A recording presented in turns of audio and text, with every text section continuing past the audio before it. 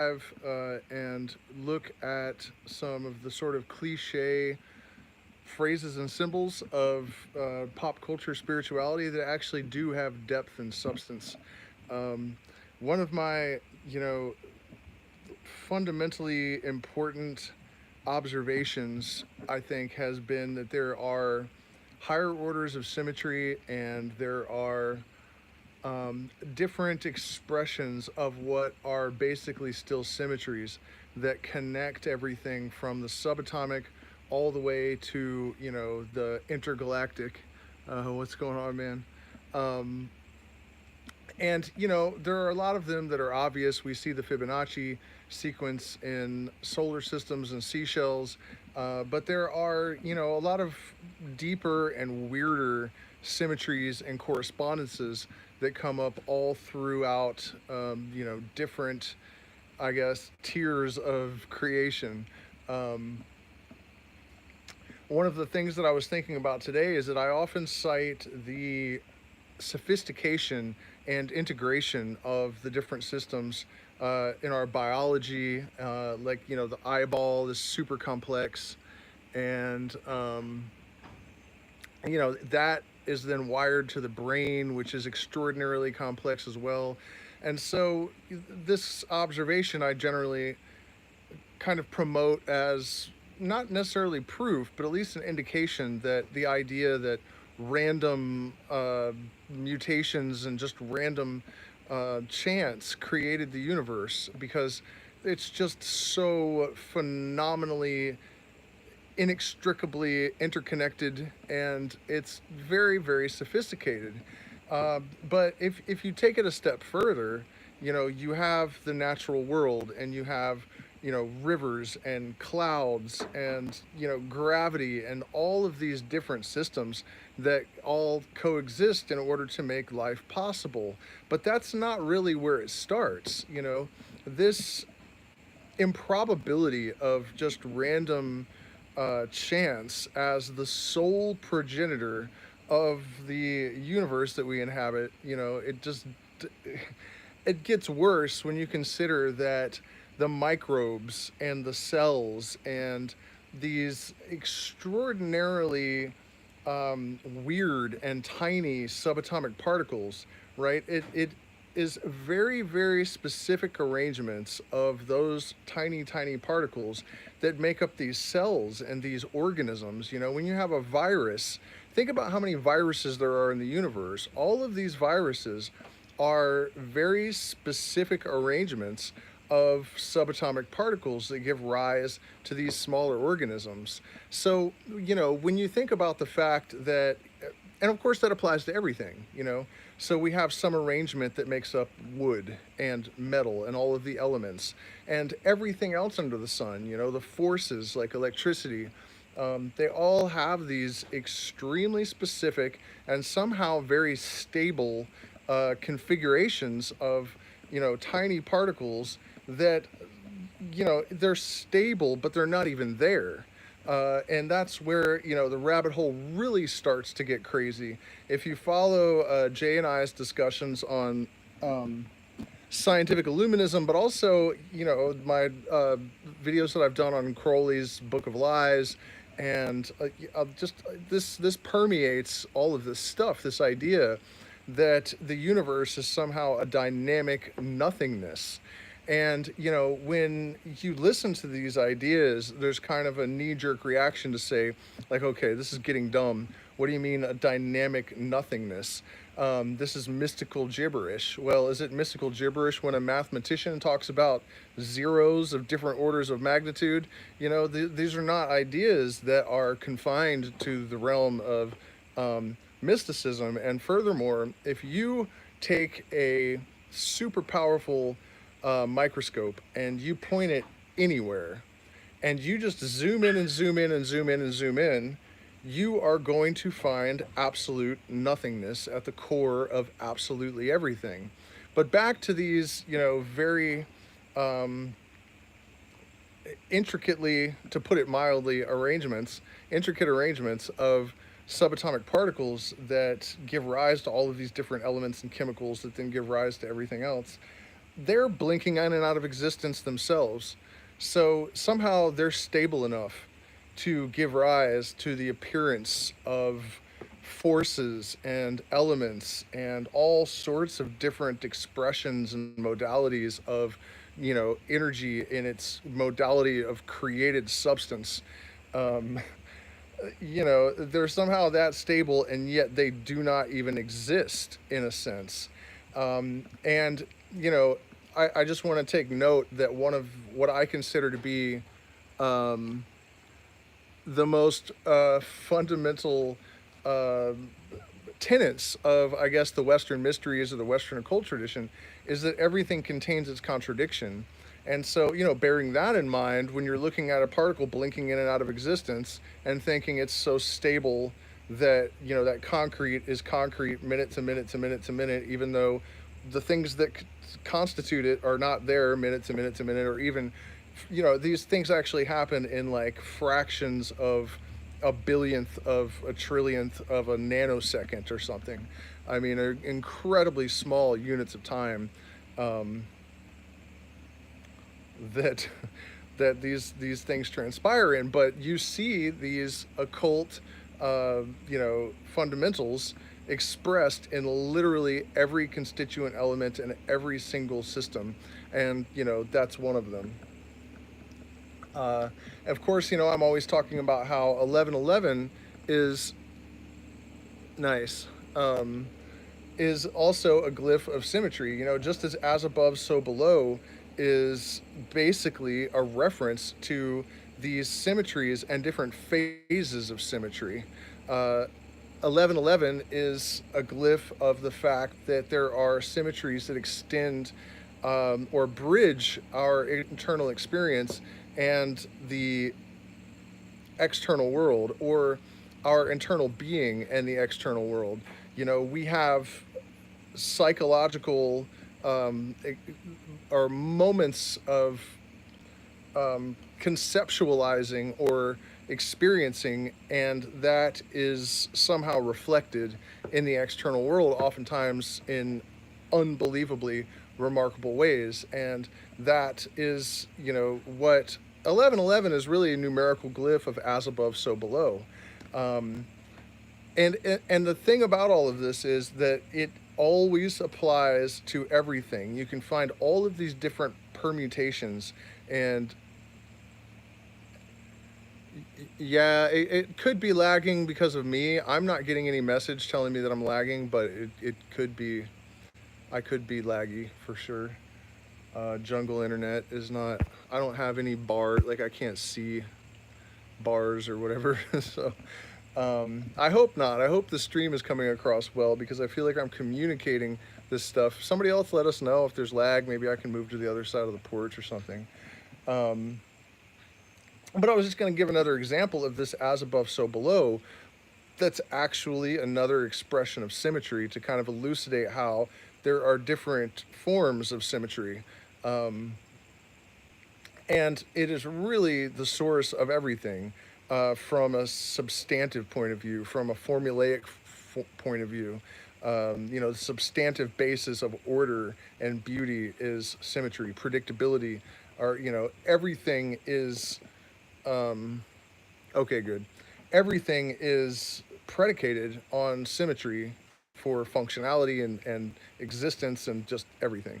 But if you shrink down yourself to the point where you're the same size relative to the nucleus of an atom as you are relative to the Earth right now, they'll be about the same distance from where you're standing as there is to the moon, between you and the nearest proton, if you're at that scale. A bit of conjecture, while we're on this part of the subject, is that I've wondered if we were to adjust the time scale, because I'm quite sure that it's very different if you're that tiny. Uh, that this idea that these particles blink in and out of existence. If you were that small, I'm willing to bet you would experience the time between the electron, say, blinking in and out of existence, as you would at this scale, the life of a star. You know, I can't prove that, and I've studied physics some, and I have found papers that I think are suggesting that, but it's not clear to me at this point if I'm interpreting this stuff correctly. Um, yeah, so um, that is all uh, pretty damn remarkable. And then when you try to extract inferences from this stuff, though, you realize how murky and difficult it really truly is to be, certain of things beyond a certain point, right? Reason breaks down in the abyss, they say. And so when I suggest that if you consider just not one level of the complexity, right? Like even for Darwin, the human eyeball was a bit much. He was like, this kind of refutes my whole theory. And, you know, the fact that it's even the eyeball itself is enough to cause problems if you consider the wiring and the processing units and all of the other things that have to work together in order to sustain even one single biological entity. It's pretty hard to imagine these things actually arising from nothing without any input from anything. Um, it just, you know, and then when we, look at the fact that we have even beyond that this subatomic level of complexity. Um, Sorry, this dog down here is distracting me. It's been running through. It's not my dog. It's been running through these holes in the fence, um, and and cutting itself, and it just keeps doing it. So it's like it shakes and it sprays blood everywhere. Um, I mean, it's not. It doesn't look terrible, but it's just. I have no idea what to do about it either. I mean, we've been kind of trying to clean it and stuff, but it's the manager, the property manager's dog, and anyways. Okay, but what I was saying about that is that let's say that this level of sophistication can't arise from nothing with no guidance or no input from some kind of higher intelligence.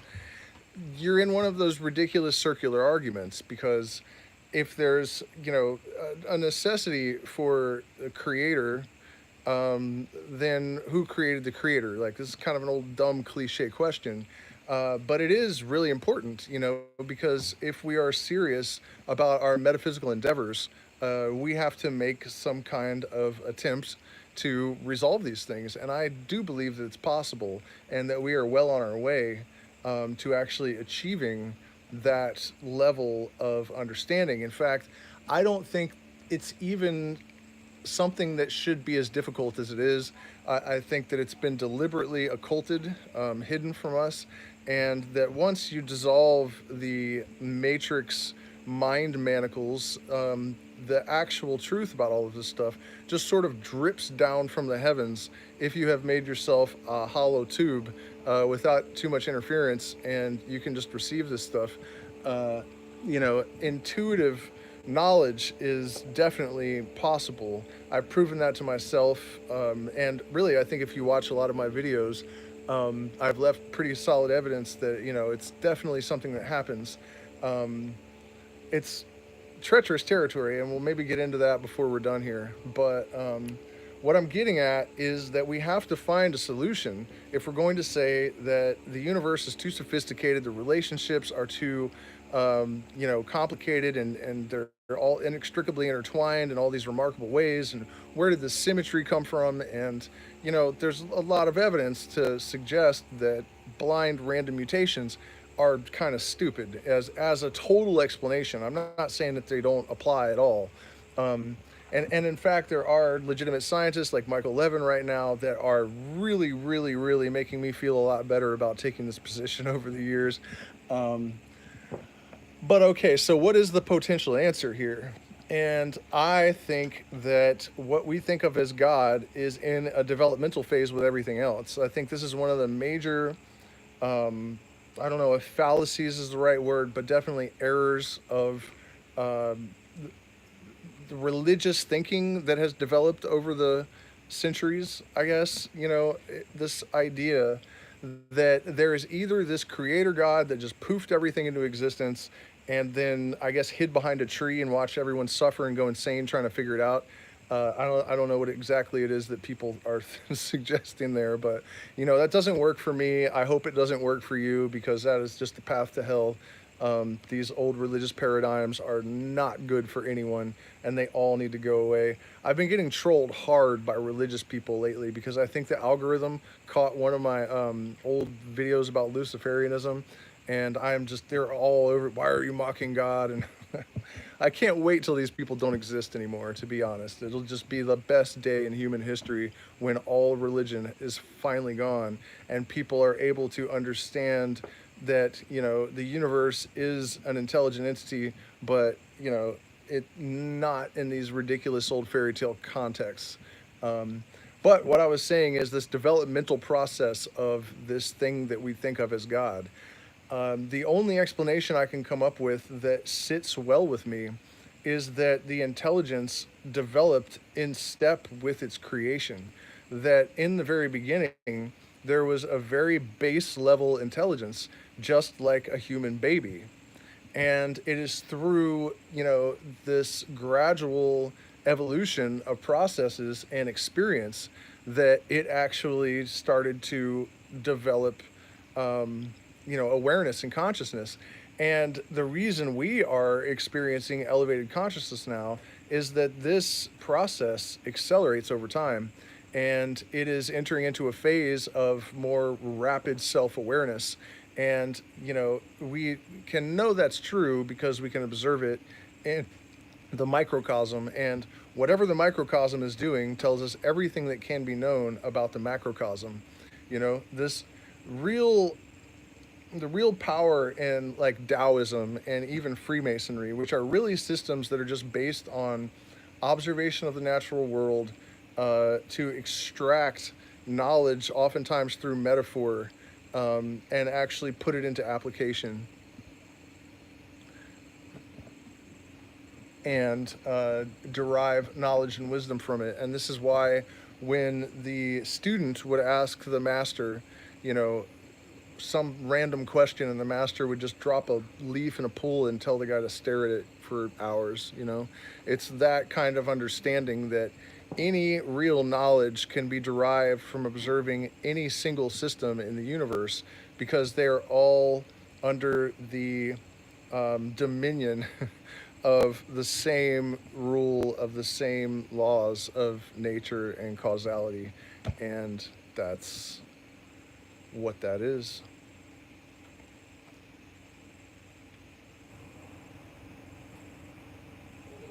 Kia ora cousins? I'm not sure what that's supposed to mean. Um, there was a couple of really interesting ideas that, I wanted to mention this. Yeah, what does that mean? I discovered, speaking of as above, so below, this is another instance of that kind of eerie symmetry. There are 93 million miles from here to the sun. And the light horizon of the observable universe is 93 billion miles. I mean, light years. 93 billion light years.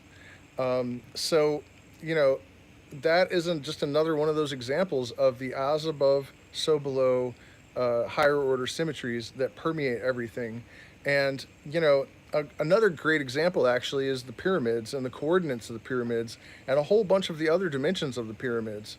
And basically, what I'm referencing is I guess it's the latitude is exactly the speed of light, to all digits. Oh, what's up, Mr. Something Else? Hello. Um, yeah, so, and I know I've talked about this before, but it's a really important thing to notice because it's one of our best examples of this kind of stuff manifesting. And of course, the staunch materialist says, it's a coincidence because the Egyptians didn't use our system of latitude and they didn't use miles per hour or miles per second, which would be the case with light, I guess. So, there's no like logical correspondence here that really makes any kind of sense and could possibly mean anything. But if we take for granted that the all is mind and that there is some sort of fundamental symmetry, or that there are fundamental symmetries of all kinds of different orders of expression, different modalities of symmetry, then you understand why it is that the pyramids, where the mysteries of light, that's what the real fundamental secret of the mysteries is this knowledge of what light really is and how that relates to what our consciousness really is. And, if you consider that coincidence with the latitude of the pyramid in the center being the same as the speed of light, it gets, exponentially weirder.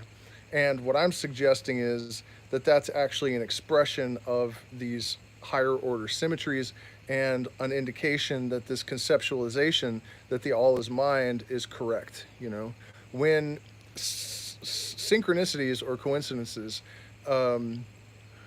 reach a certain level of improbability, an order of improbability that is that crazy, I think it takes a truer idiot to dismiss that than to take it seriously. You know what I mean? Like, I think it's like that's one of those places where the line just kind of shifts.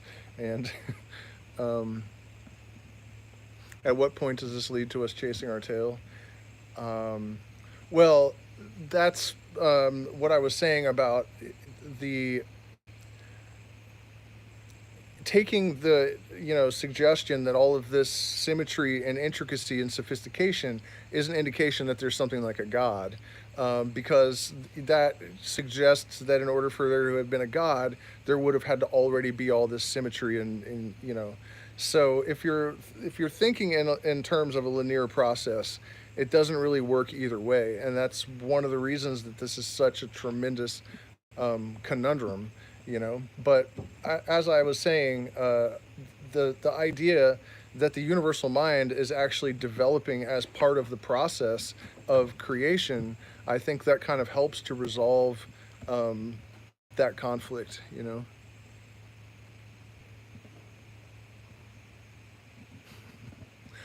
It does for me, anyways. It's really the only thing that I can find that works in my mind.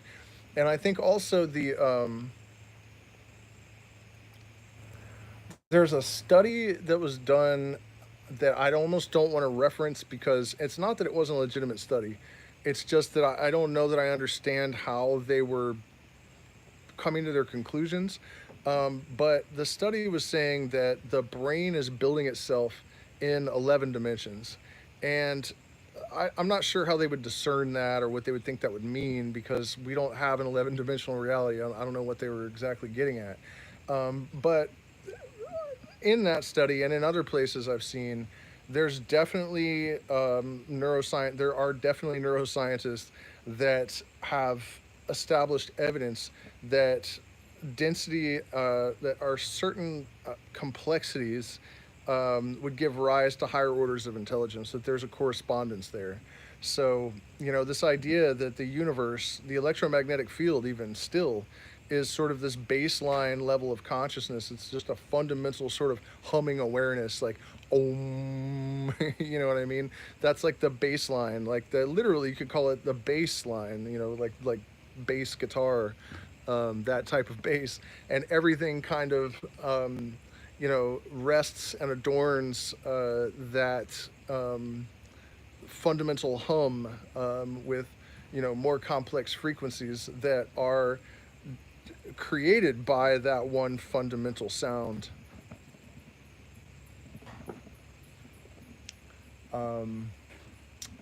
We definitely were heading somewhere, and something bit me, and now I don't remember. Um, then another element of this that I guess is interesting, is worth talking about. I'm still trying to wrap my head around exactly what the sinusoidal wave is and how it relates to the idea of qualia in scientific illuminism. Jay and I are going to do another 40-minute talk, and then I'm going to edit the last two that we've done together, and put that out, by the way. So it'll be up hopefully in the next 3 or 4 days. By the way, do me a favor and hit the like button, share, subscribe. Consider joining our Patreon. Devin's GoFundMe is still, the link is in the description. We definitely appreciate support for that. And also, we are demonetized, so if I don't get support from you guys, then I don't get paid. So if you appreciate the content, please consider making some kind of contribution. Okay, so the wave, though, this is where the symmetry comes from at all levels. And I had this period not too long ago where I was thinking a lot about the oscillation of the wave and how, that is where symmetry came from. That is the organizing principle that gave order, because order is just symmetry, right? And I started to look at all these different patterns, and I realized that there are these waves that govern the changes and the development of all of the different systems, down to the oscillation of I can't remember what Pythagoras called them, but there's like, a giant wave that oscillates through the periods that the Mayans, 26,000 year Baktuns and stuff. And that was really interesting too. I'm not going way too deep into this, but you guys should definitely check out Pythagoras's. I'm trying to remember the name of this type of wave. Just put Pythagorean waves into Google if you're interested in this, and I'm sure I'm really annoyed that I can't remember exactly the term for these larger waves. So it would have been a lot more helpful if I could have actually suggested it by name, but I'm sorry, I forgot. What the hell they're called. At any rate, I think I have probably given all of the energy that I can to the idea of symmetries and oscillating waves at the moment. So thank you guys so much for spending this time with me. Please do hit the like button, share, subscribe, support us on Patreon if you would like. And I guess, I don't know, there are a few people, if you have any questions, you want to throw subjects out there and see if I can do anything with them, I'll be happy to spend a few minutes attempting to answer stuff. Also, I want to mention again, the 1111 and 222 seem to show up a lot, but not 333. Well, those strings of numbers, that actually is something I can talk a little bit about. That's kind of interesting because, I'm old, kind of. So when I entered into the peak of my process, I guess, this stuff wasn't all, all over pop culture. I didn't really use the internet in 2011, much less spend time scrolling Facebook or whatever. So I hadn't heard about any of this stuff. I hadn't heard about 1111. I hadn't heard about seeing strings of three numbers. And that was one of the first things I noticed, that you would see 111 at, when you were having a certain type of thought. It seemed like these strings of numbers corresponded to certain types of events, and 1111 made a very bold entrance because we were talking about 11 and my girlfriend was drawing something and she got frustrated and realized there were two 11s on the ruler while we were talking about the numerology of the number 11. And then a few weeks later, we met with this Sioux Sundance chief, and he started talking about the 1111 frequencies and all this. So, that was really obvious what that one meant. And it's, for me, it was really important to encounter this stuff before I had it in my mind, because then you don't know if you're projecting it or reading something into whatever. Um, but anyways, many years later, I just happened to watch this interview with Maynard James Keenan from Tool, and it was actually from the way early beginning of the band. So it was really old, like 1991, 1990, something like that. And I don't know where my camera is. I always feel like when I watch these live streams again, I'm like looking in the wrong place. I guess it's here. I don't know. At any rate, it was a really, really old video. And he was saying to this interviewer, you know, a lot of times when people start to eat mushrooms in college or whatever, one of the first things that happens when they change their consciousness is that they'll start noticing that they will see certain strings of three numbers when they're having certain thoughts, and that it'll correspond to that. And that just blew my mind because, you know, I experienced it years before I started reading about other people experiencing it on the internet. And then I see this, you know, Maynard James Keenan to me is obviously someone that was ahead of the rest of us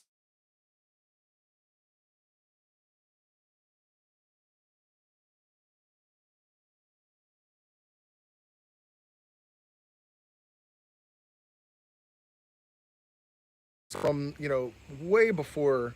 I mean, I was in junior high school or something, and this guy was, you know, talking to interviewers about this kind of thing. Um, so, you know, I do think that that's important to notice, because obviously the language that the universe is written in is mathematics. And I think earlier I actually kind of got off on a tangent when I was talking about um, sinusoidal waves and qualia, and, you know, my intention to learn more about the relationship between those things that has been posited by Mike Hockney and the Pythagorean Illuminati. Um, but, you know, there are signposts and markers and indications along the way, things that we all notice as we start to expand our consciousness. And I think what a lot of people fail to realize when they set out on this journey, it's not as bad now, but in the 60s, I kind of feel bad for those guys because they didn't know what they were doing. You know, they had an inner impulse that they needed to expand their consciousness. You know, the Promethean, Luciferian illumination urge had lit them up, but they didn't know what to do with it. We're in a little bit better of a position, I think, these days, but I think a lot of people are surprised when they take psychedelics or through whatever mechanism they're catapulted into this expanded type of awareness and things actually start to happen, you know. And I guess what I was saying is that it makes sense that one of the legitimate constituents of expanded or constituent experience of expanded consciousness has to do with numbers, because that is the coding that underlies the universe. That's the language of the universe. So when you start having a dialogue with the universe, how do you think it's going to start speaking to you? You know, you are speaking in its own language, you know, so it is going to communicate with you in its native tongue, which is number. I think, you know, it's really important to ignore most of the pop culture shamans and writers and authors, because our culture has become so um, integrated with, you know, commercial uh, purposes. You know, the profit motive is everywhere and it's everything, and there's a certain level of acclamation that is sort of expected and required of people that are going to, you know, do well as a brand, basically. And what that engenders is compromise, compromising authenticity, and compromising the complexity and sophistication that is actually required to make meaningful development, you know, in the realm of consciousness and spirituality. Intellectual laziness will not serve you. And one of the things that I've noticed is that people promote intellectual laziness as almost a spiritual virtue, that you should ignore the thinking mind, that you should, you don't need the intellect, you just need, intuition. And then they don't understand what intuition is. That intuition is not just receiving random stuff from the universe that may or may not mean anything. It is a process of, subconscious observation and interpretation of experience and data. Um, yeah, the Pythagorean waves. Sorry, I wish I could remember what happened there. I was working on something and I came up with this word to describe this wave that went across time, and I put it in Google, and it was a Pythagorean concept that actually already existed with that name.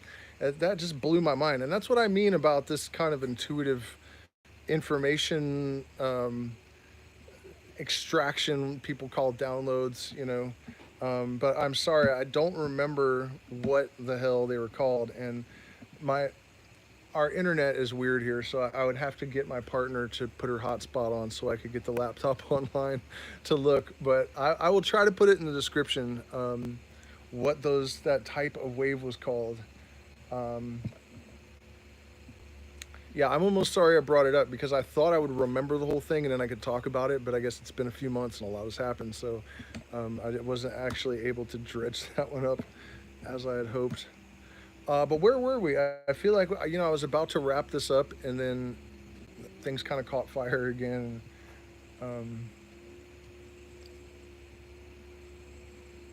Man, I wish I could remember. It's driving me nuts now. The word for that type of wave. But I know we were talking about the rule of number and the uh, shit. Oh man, you guys got me good this time. I'm totally, totally lost. Um, 432 hertz, absolute nonsense. Absolute nonsense. Complete garbage. That is one of the most, like, it's just the worst conspiracy theory ever. It I've seen memes that say that like Bob Marley, Jimi Hendrix, all these people tuned to 432. There's not one album, not one song. I play guitar. If you turn to 432, a lot of things actually sound like garbage. I was actually in a room with a guy that was like, "Watch this, see how natural this is." And he's like, "One of these blocks is 440 and the other one's 432." And he went around and rang them all, and everyone was like that 432 one. They didn't know which one it was, but he was expecting everyone. No, it's not oscillating waves. It's a God damn it, man. I wish I could. Is it possible to like use my phone for other stuff while I'm streaming? Can I look? Um, yeah, all right. Well, can you write it again? Because my my chat doesn't stay up on the phone. It's there for a second, so I might have missed it. But no, 432 has no. If you just think it through, it doesn't make any sense. 432 is just A at that tuning. It doesn't. All the other pitches are still just all over the place. I mean, there's just no reason that it makes sense. And Adam Neely actually did a video debunking it and showed like why it's a horrible idea. So if you really want a good explanation of why 432 is absolute nonsense, and trust me, there is nobody in the music studio saying all of you guys have to tune to 440. You can tune to whatever you want. Nobody cares. It's just easier because other musicians already know what 440 is. So it's not real. There's no one's making you do anything to tune to anything. It's just that there needed to be a standardized. That's just I hate that. I hate that. Hey, look, we finally have some symmetry. 15 people and 15 likes. I guess I should have started way earlier because now that we have an audience, I'm tempted to just start back over in square one because this was important stuff. Um, yeah. So, but I think we pretty much. All right. Well, are there more questions, you guys? That was. I like this Q&A thing. That was cool. I'm sorry if you're attached to the 432 thing. I didn't want to hurt your feelings, but that's just not how pitch works. It just doesn't make. It doesn't. There's no reason to ascribe to that or to buy into it at all. Um,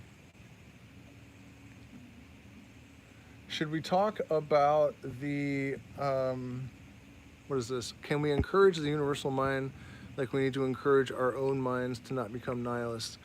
Well, here's that's a good question, and this kind of relates back to the symmetries, because part of the symmetry is actually equal and opposite reaction level of it.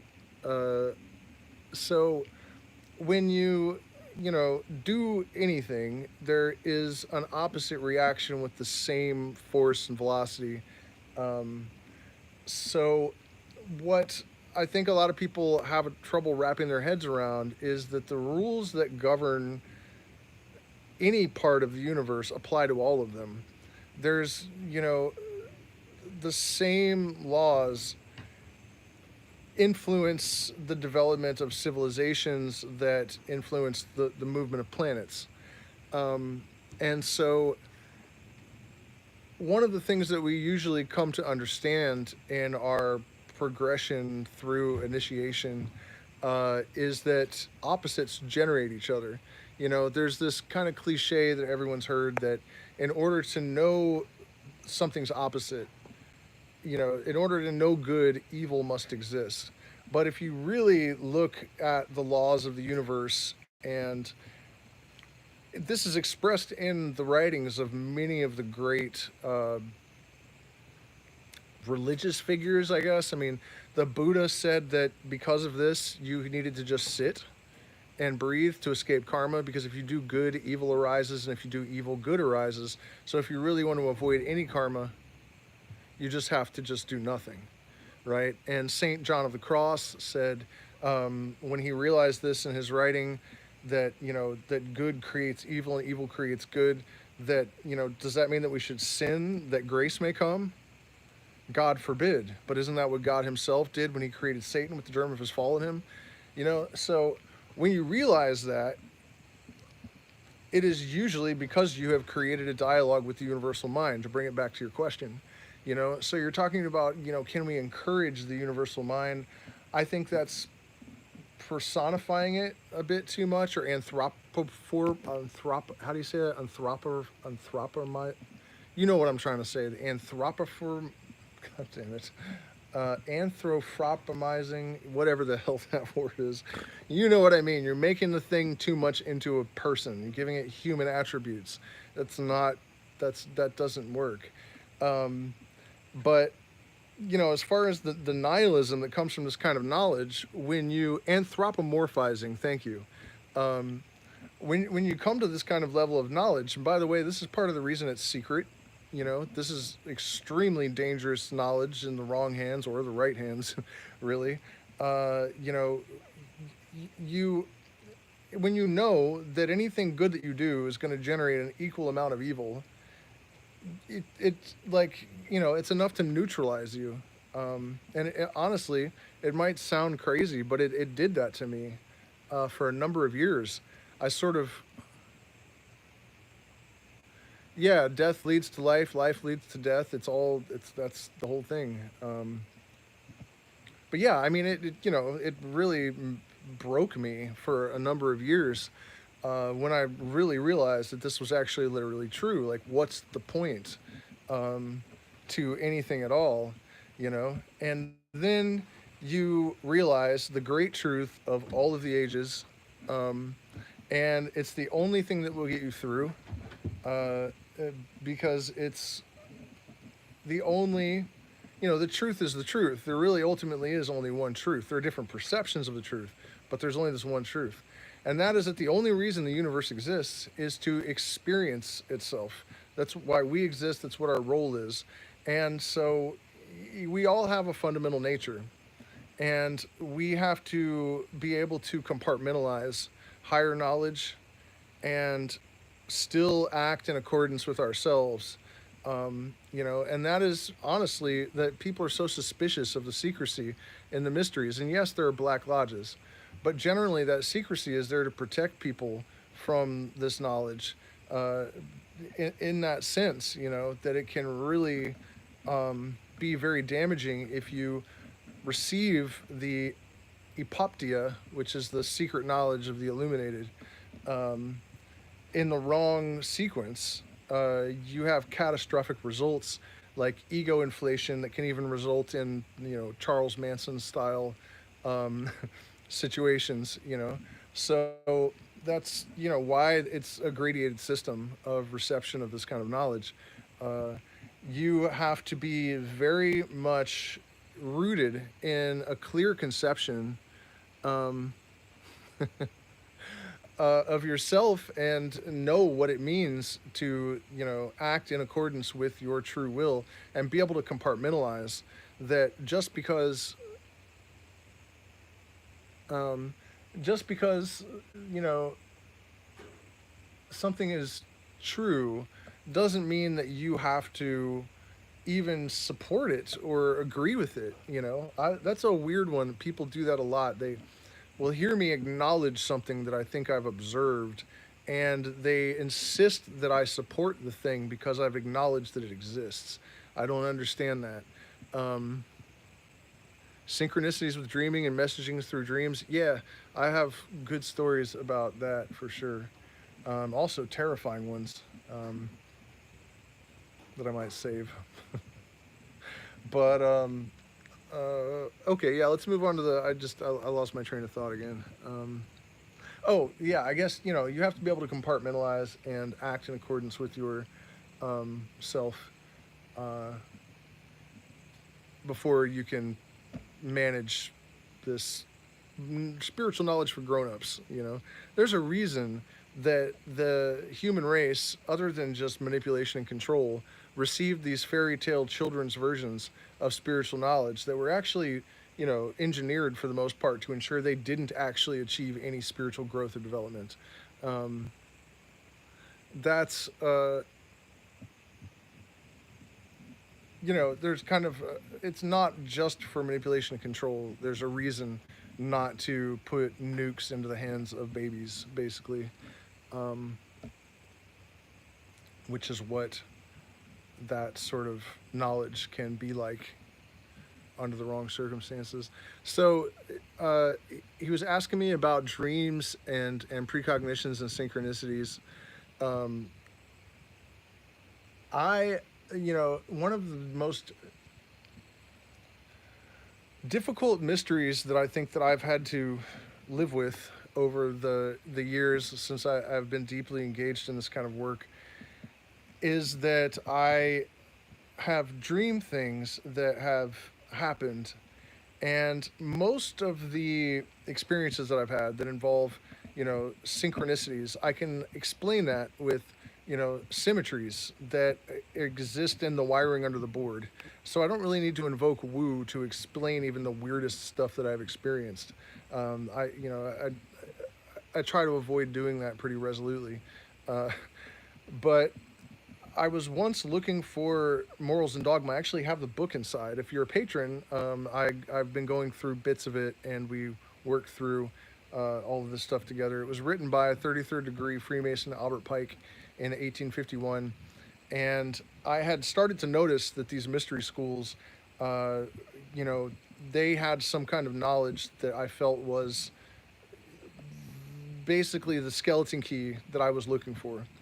And so I became aware of this book, and I started looking for it. And I was not, I didn't use the internet even in 2011, which is when this happened, 2010, 2011. We'd never had a computer in my house growing up. I didn't have a smartphone. I didn't know they existed until my boss gave me one. Um, and I was like blown away that that the graphics were pictures. I was like, wow. Last time I saw one of these screens, it was like Mortal Kombat or something. That was like the most cutting edge.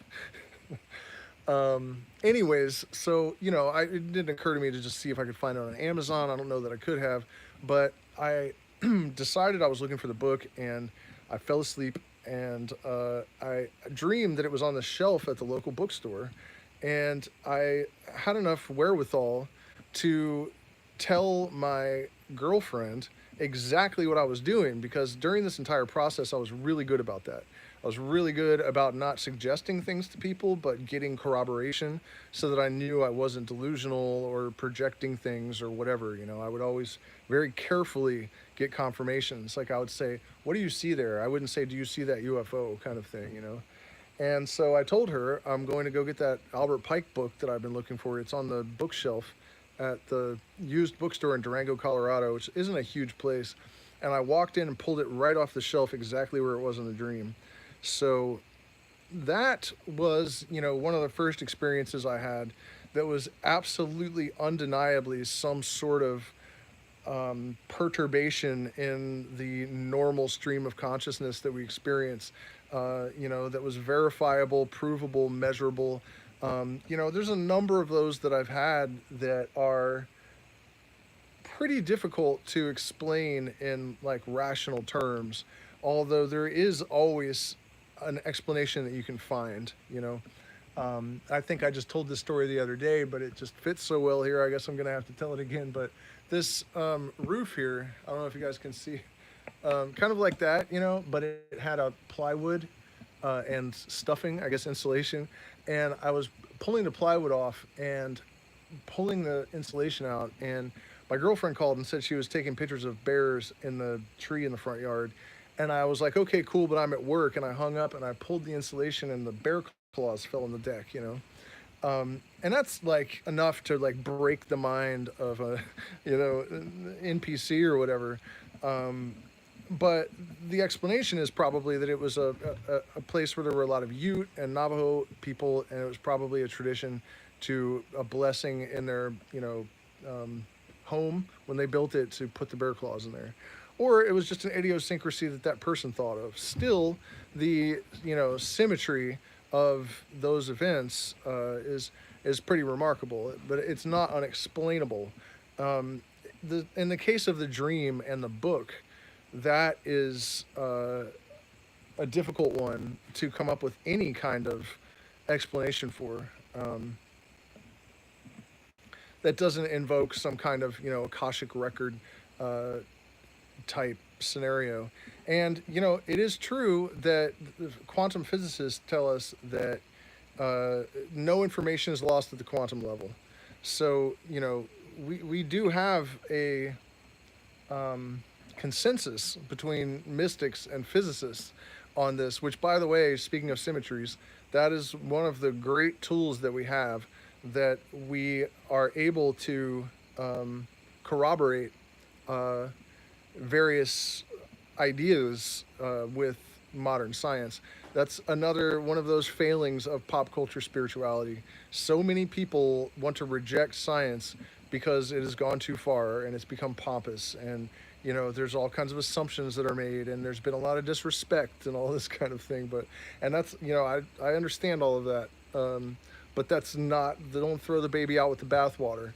You know, the other end of that spectrum is when people got tired of the Judeo-Christian influence and, you know, Islam burning women in cages in the public square because they didn't want to sleep with a soldier or something. And you know what I mean? Like, people get tired of these old Bronze Age religions and the evil bullshit they do, so they became atheists. And that's fine, but to be totally materialist and completely invested in a totally inadequate explanation of the universe has, you know, its own set of problems that are almost as bad, maybe even as bad as the religions were.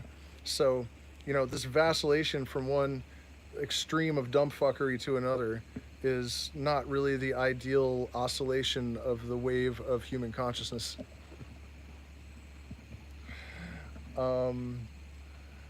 But that's not what we were talking about, is it? We were... I thought I saw another question, and I was trying to get to it. I'm going to try to pay better attention when you guys pop questions in there. I'll try to... Oh, yeah, I remember now. So, the fact that subatomic physics tells us that all the information in the universe is retained does not necessarily prove that we have access to it. But I have proven that we have access to it. In fact, even one of my recent thumbnails, that I posted this in the community thing, you know, I don't know what, the community chat or whatever. It was about 1111 in Symmetry. Um, well, thank you. I love Robert Anton Wilson, so that's a high compliment. Um, and the minute markers on the thumbnail said it was 29 minutes and 29 seconds long. That's 2 plus 9 is 11, so it's 1111, and it was symmetrical, 2929. And then you add it, and it's 1111. And the video was literally called Symmetry in 1111. You know, that sort of stuff, I guess, is um, it's really nice when the universe proves these things that I'm that I'm trying to, especially when I'm suggesting that when you're aware of them, they happen a lot around you and in your work, and um, yeah, it's a trip. I feel like I'm okay. So no, we're talking about our ability to extract information from the universe, though. Um, that I believe I'm working on an answer for. I guess is what I was getting at, or at least I feel like I'm on the trail of an answer, and I think that what we're going to discover is that the relationship that is described between the sinusoidal wave and the qualia, which is like the senses, the sort of, I don't know if it's proper to say that it's a subatomic structure, um, but these waves and their oscillations um, carry information, right? So it seems that it's not actually that far of a stretch to accept that there is information radiating through our or you could say that the waves that are radiating through our being are connected to all the other information in the universe. And so I guess the trick is that we have filters, we have a filtration system that is serving an extremely important purpose, right? It's narrowing down the amount of incoming, not just sensory information. I mean, that's a lot. If we see like a tiny fraction of the full spectrum of light and all that, but there's more to it, I think, and that is the information that is attached to all of the waves that are passing through us on every level. Uh, so one of the skills, I think, and purposes behind learning to master altered states of consciousness and meditation is that it gives us the ability to more consciously filter through all of that information. Because, we have, like I said, an extremely necessary ability built in to our receiver to make sure it's only on the station that is relevant at any given time, you know? Um, and so one of the perks of developing ourselves beyond the current paradigm of human evolutionary consciousness is that we will have the ability to access the fundamental truths of the universe in this sort of almost passive um, way. Oh, there is another level of the symmetry and the as above, so below that I haven't actually hit on yet. That is, I think, pretty important. And so there's this rabbi named Simeon something, but it is a Kabbalistic rabbi. And, I use this quote a lot because I think it's one of the most powerful things in the entire repository of occult knowledge um, that, I've ever heard. And he said, Ketter's in Malkut, but Keter is in Malkut, and Malkut is in Keter, but after another fashion. And what that means in, non-Kabbalistic language is um, that light is in matter, and matter is in light. And, that is a very base level example of the kind of thinking that I'm about to describe. Um, But, and I think I talked about this a little bit yesterday. But there is a approach, I guess, to extracting spiritual understanding and just knowledge of the process of the universe, really, that involves, observing natural systems or the physical universe, and you're able to ascertain sort of reflections on that are more on the realm of consciousness or spirit or energy, however you want to think about it. A great example of that is the zodiac, and um, right on, man. Um, there are archetypes, Jungian archetypes, that correspond, and there are 12 of them that go around. You know what I mean? There are like these layers of um,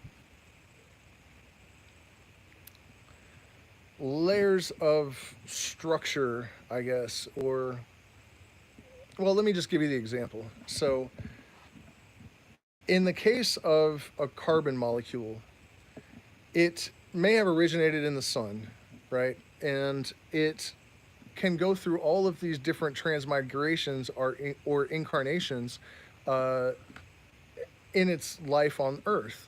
So at one point it could be part of a tree, and then a million years later it's in a rock, and then it's crushed to sand, and it becomes you know part of some composite, ends up in a coal mine and becomes a diamond. But then at the end of time, when the sun swells up with great heat, all of the elements will again become separate, and that same carbon molecule will emerge from all of these migrations or transmigrations uh, as exactly unchanged, as does all of the photons of light that travel through the universe and travel through objects. And some of them have become standing waves, and so they're now matter.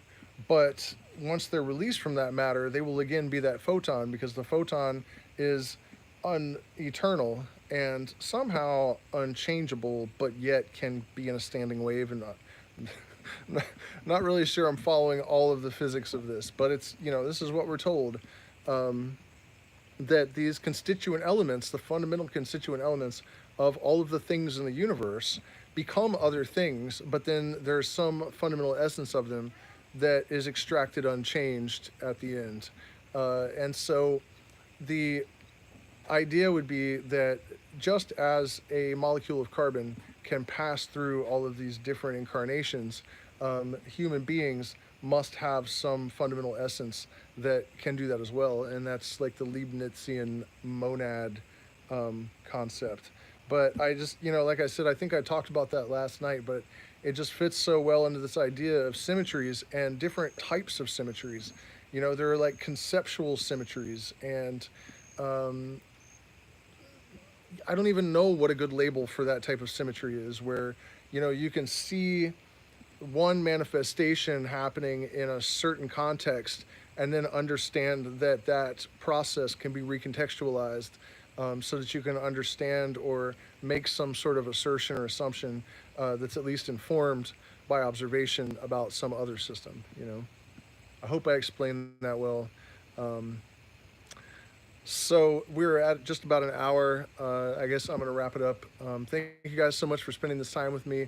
Please consider becoming a patron, um, and supporting our work, because I am demonetized. And if you don't, then I get nothing. There's Cash App and PayPal and all sorts of stuff in the description, if you're feeling motivated to dig it up and hook us up. Otherwise, hopefully I'll see you all in Cusco. If you're interested in that, send me an email. We're looking at February. For that, it's going to be incredible. I'm sure kind of the culmination of all of these events that I've been doing over the last few years. And it's going to be more focused on the Andean medicines. But at the end, we are going to travel down into one of the three nearby, um, I guess, parks, the different parts of the Amazon. We have to pick one. Maybe we'll pick it as a group, even in the middle of the event. So thank you guys so much for spending this time with me, and please hit the like button, share, subscribe, join the Patreon and the Discord, and I'll see you again very soon.